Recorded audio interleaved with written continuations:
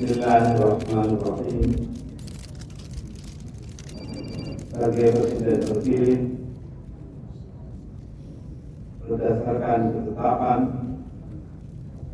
MPR RI nomor 7 Romawi MPR 1999 tentang pengangkatan Presiden Republik Indonesia, maka berdasarkan pasal 9 Undang-Undang Dasar 1945,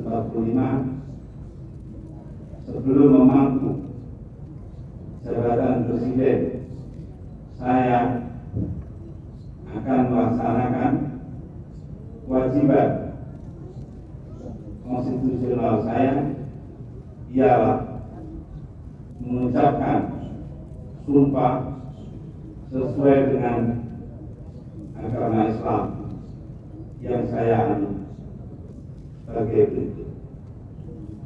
Demi Allah, saya bersumpah akan memenuhi kewajiban Presiden Republik Indonesia dengan sebaik-baiknya dan seadil-adilnya, memegang teguh Undang-Undang Dasar dan menjalankan segala undang-undang dan peraturan dengan seluruh-seluruhnya, serta berbakti kepada nusa dan bangsa.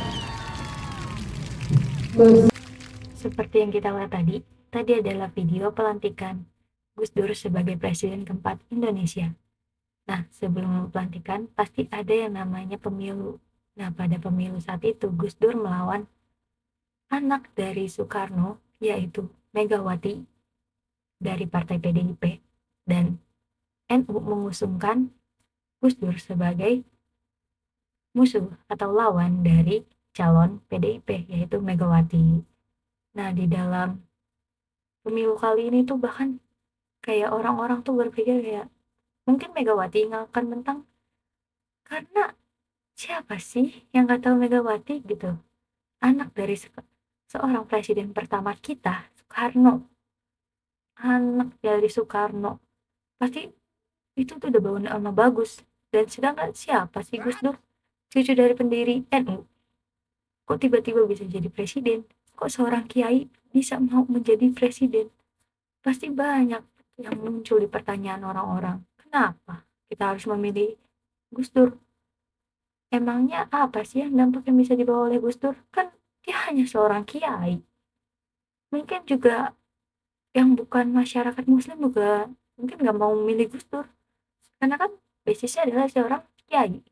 Siapa yang mungkin mengira dia bahkan akan menjadi bapak pluralismenya Indonesia? Nggak ada yang mengira.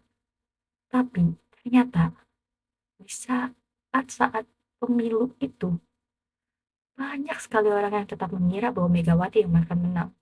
Padahal pada akhirnya pada ketahui Megawati kalah suara dengan Gus Dur, dan perselisihan suara mereka itu hanya sekitar 60 suara dari 273 suara yang diperoleh pada saat pemilu. Wah, kok bisa sih anak seorang Soekarno loh kalah dengan anak kiai?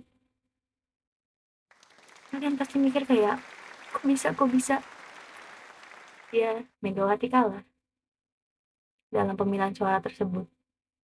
Dan pada saat itu Megawati hanya bisa menerima kekalahannya. Gus Dur pun, bahkan keluarganya pun tidak ada yang menyangka bahwa seorang Gus Dur, seorang cucu dari pendiri NU, bisa mengalahkan anak dari presiden pertama kita. Itu patut untuk diberi aplaus, guys. Dan walaupun begitu, Gus Dur tetap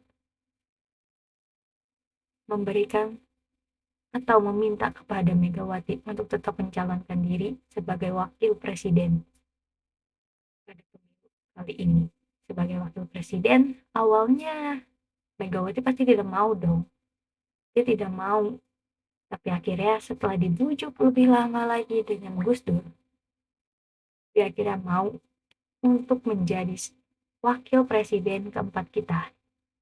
Wakil presiden dari siapa? Tentu dari Gus Dur. Ya, kemenangan Gus Dur pun tidak terlepas dari keterkejutan dunia. Bukan hanya Indonesia loh, tapi dunia.